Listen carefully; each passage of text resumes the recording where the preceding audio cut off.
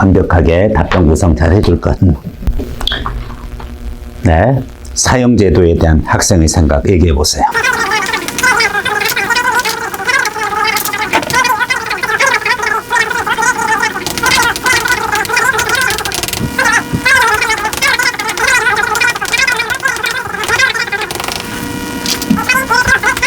분량이 너무 짧아요. 실제 본인이 천천히 중간중간 끊어서 얘기를 해서 그러지 쭉 얘기하면 되는데 왜 이렇게 중간중간에 끊어요? 관계없어요. 그냥 쫙 얘기하는 거야.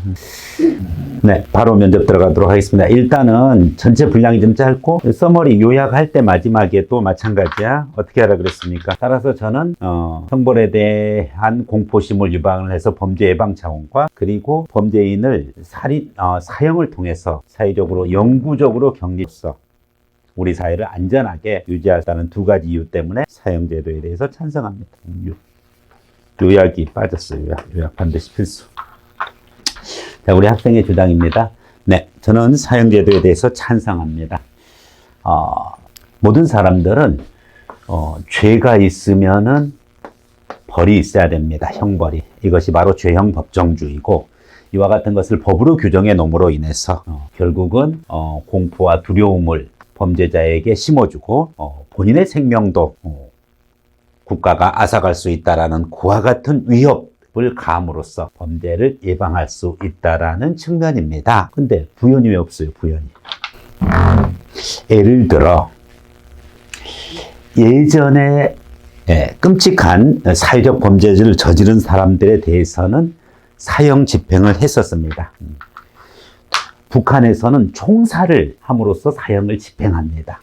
그로 인해 가지고 공포심을 자극해서 사회 전체가 그와 같은 범죄자에 대해서 처결하는 그와 같은 모습이 보여졌을 때 다른 잠재적인 그와 같은 예비 범죄자, 예비 흉악범들에 대해서도 경계를 주고 그 부분이 바로 범죄 예방을 한다는 것입니다. 좀 더 쉬운 사례로 예를 들면 부모가 자녀가 잘못할까 봐 회초리를 장롱 위에다가 올려놓았을 때 그 회초리가 갖는 성격이 바로 사형제도와 똑같다고 생각합니다. 회초리를 보면은 엄마가 매매해 라는 그와 같은 경고 메시지를 주는 것이죠. 두 번째, 그러니까 이런 부연이 빠졌잖아, 다 통으로. 아까 분명히 부연 얘기했는데 교화 능력이 없는 그와 같은 범죄자는 출소 후에 연쇄살인, 추가살인이 가능하고 최근에 조두순이 같은 경우 예를 들라 이거야. 예시고요.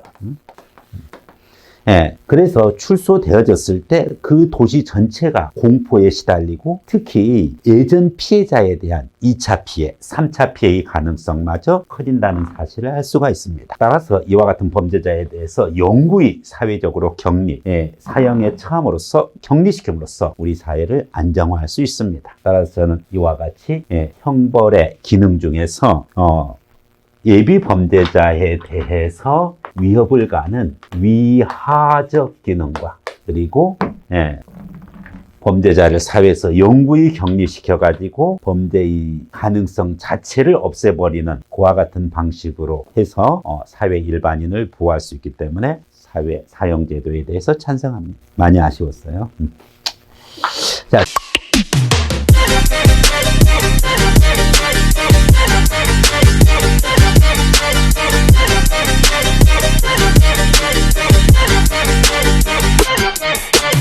대한민국은 사형제도가 있습니까? 없습니까? 다시 한번 대한민국은 사형제도가 있습니까? 없습니까?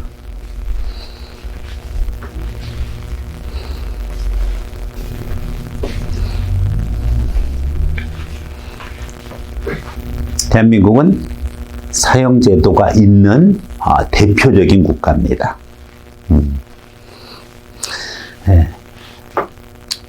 곳곳에 사형에 처한다라고 규정하고 있어요.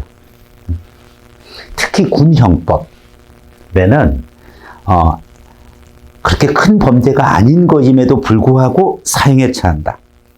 전쟁 시 상관의 명령에 불복하면 사형에 처한다.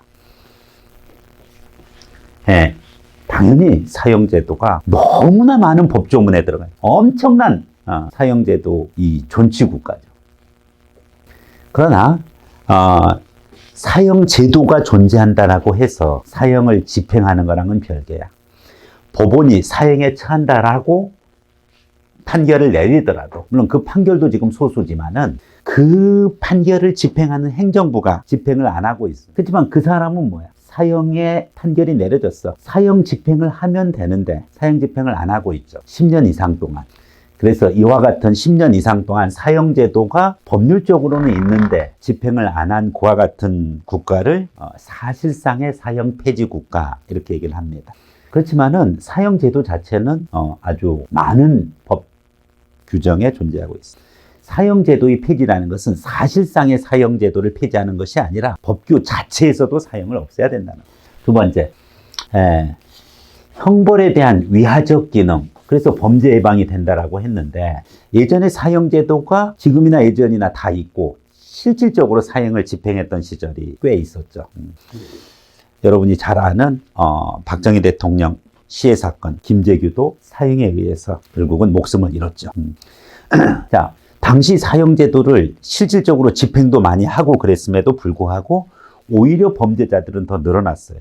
우리 학생이 주장하는 위하적 기능, 즉 예비 범죄자들에 대해서 위협을 가함으로써 공포심을 일으켜가지고 범죄를 일으키지 못하게 한다라는 그와 같은 그 기능은 전혀 작동이 되지 않는 것으로 판단합니다.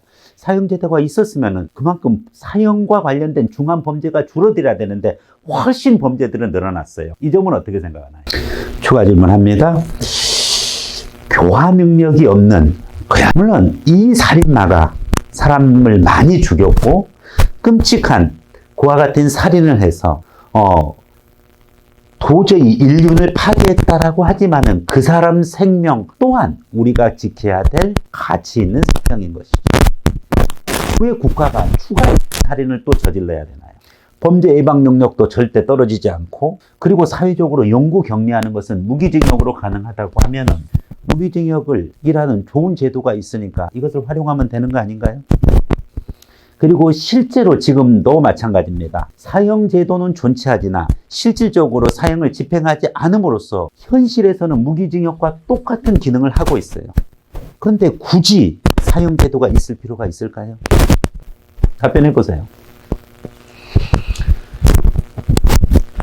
무기징역 가지고는 분이 안 풀리나요? 그 피해자의 특히 살인을 당한 피해자들, 또 그 가족들, 꼭 그 사람을 죽여야지만 분이 풀리나요? 무기징역 말고 이러한 제도도 있어요. 비례형. 다른 국가에서 하고 있습니다. 극도의 살인마다, 극도의 흉악범죄다. 징역 250년의 처함. 즉 자신의 생명보다 훨씬 더 긴 기간을 상징적으로 주는 것이죠. 영원히 사회적으로 격리하는 거 가능하잖아요.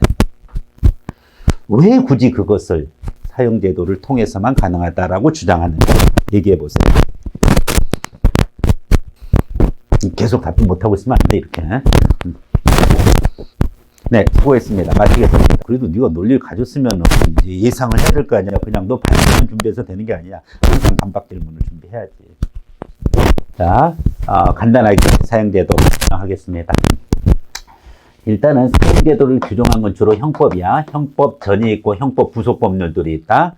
우리가 군형법도 형법이고, 여러분이 알고 있는 군형법, 형법 말고도 뭐야? 되게 많아. 도로교통법도 형법이야. 성폭력 특별법도 형법이야. 어마어마하게 우리는 형법을 많이 만들어냈어. 형법에서는 딱 사람을 2명밖에 없어. 2명. 그것이 바로 누구야? 하나는 일반인. 또 하나는 뭐다? 범죄인. 세상에 일반인과 범죄인 말고 또 있나요? 일반인, 범죄인. 미결수는 뭐야? 범죄인이야. 네. 형을 받고 나왔어. 전과자. 전과자는 일반인이야? 범죄인이야? 일반인이야. 여러분은 일반인이야? 범죄인이야? 일반인이죠. 그러나 언제든지 뭐야? 여러분은 뭐가 될 수 있어? 범죄인 될 수 있어. 범죄인은 또 뭐야? 형을 마치면 얼마든지 뭐가 돼? 일반인 되는 거예요. 근데 여기서 강자가 일반인일까? 범죄인일까? 사회적으로 누가 더 강자야? 일반인이 훨씬 강해. 절대 다수고 범죄인은 약자야, 소수야. 사회 일반인을 우리는 어떻게 돼? 범죄로부터 끊임없이 보호받고 싶은 거야. 그러니까 일반인의 그와 같은 범죄로부터의 보호받고 있는 그 기능을 담당해줘. 뭐가? 형법이.